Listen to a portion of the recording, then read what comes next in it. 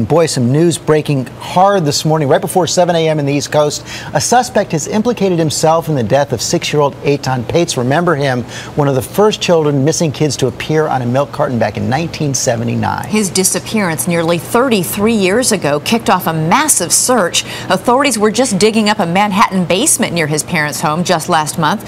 But now a man has been taken into custody this morning and could be charged in the death of the 6-year-old boy who was on his way to the school bus stop for his very first trip by himself to that bus stop. ABC's Dan Harris is here with the very latest on this breaking story. Good morning, Dan. Elizabeth, good morning to you. Police say the man they have in custody is named Pedro Hernandez and that he has made statements implicating himself in the disappearance and presumably death of Etan Patz. He was picked up in New Jersey late yesterday. He would have been in his late 20s or 30s at the time of the disappearance, which was 33 years ago tomorrow.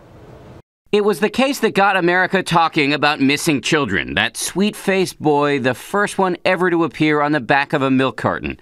Etan Patz, the 6-year-old from New York City who convinced his parents to let him walk to the school bus stop alone for the first time and never returned. 33 years later, police now say they have a man in custody who could be charged in this case.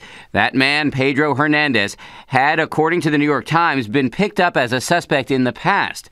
Police say he is now making incriminating statements, and they are optimistic he may now be charged with the kidnapping and presumably murder of Etan Patz. Okay, ladies and gentlemen, I'd like to... It has been a wrenching road for Etan's parents, who have watched suspects and potential suspects come and go. At first, this man, Jose Ramos, a convicted child molester, was implicated. I have no comment on the Patz case whatsoever. But he was never arrested, although he's still in prison for molesting another boy. For decades, it was a cold case, but in the last weeks, police reopened it and began a high-profile excavation in the basement of a building nearby the one in which Etan lived, the former workshop of this man, Othniel Miller, a handyman who had befriended Patz. Mr. Miller did not do this. He did not do this? No. No human remains were found in that search, and Miller, too, was never arrested.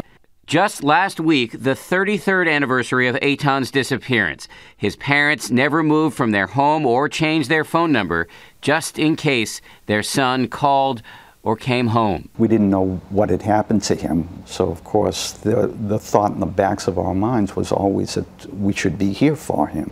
Once again, a man named Pedro Hernandez in police custody right now. Police say they are optimistic that this could finally be the big break they've been waiting for. Hernandez may be in court later today. Finally, an answer for the Patz family. All right, Dan, thanks so much. After 33 years.